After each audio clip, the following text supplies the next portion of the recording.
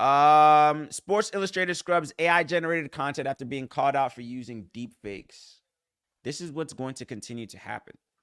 So basically, you have a situation where Sports Illustrated got caught for using AI generated content, meaning they didn't call real humans. You see what I'm saying? They didn't. Maybe they did or did not get the consent of the person whose images they use, whatever the case is, but most likely they didn't. They had to. This is what the world is going to move to moving forward, which is stupid to me because it's just like you have real humans. Is it just greed? Is it, you know what I'm saying? Greed in the sense of why not just pay the people that you want to use their image and likeness of?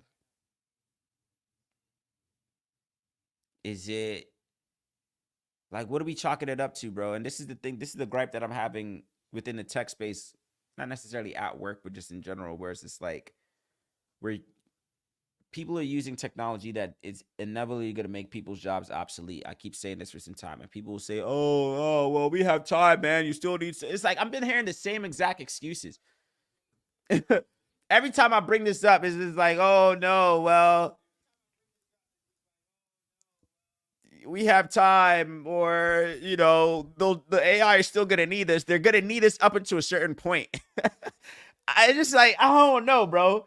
I'm having these conversations, and again, like I respect people for their opinions and their views, whatever the case is. But I'm noticing that every time I bring up this conversation with somebody, it's either like they'll feel me like, okay, yeah, true, or be like, oh no, well, we have time. We don't have that much time. Time in the sense of it's gonna take time for the machines to get as good as they're getting, until they don't need us, whatever the case is. And I'm like, okay, cool. That doesn't mean it's not possible. Like you telling me we have time, and I think they lean a lot on the time that they assume that they have. How much time do you think we have?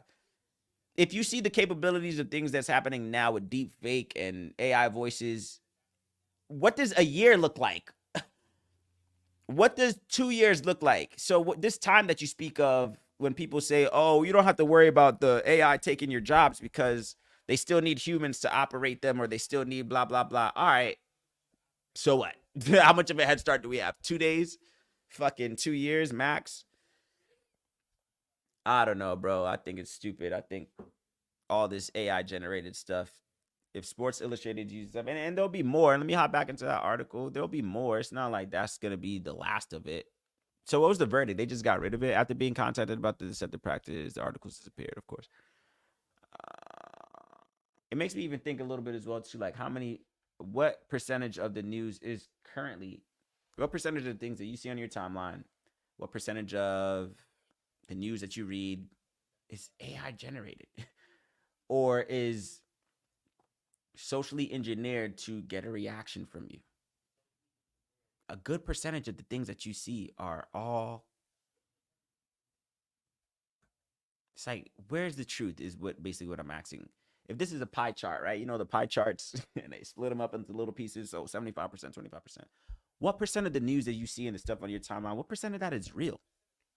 I always think about this sometimes, bro. Like, I always think about this. Like, what percentage, all right, what percentage of American history, right? What percentage of American history is built upon a lie? What percentage of the things that you in your mind right now deem as a fact, like, hey, I know this is a fact, what if it's what is backed in a lie?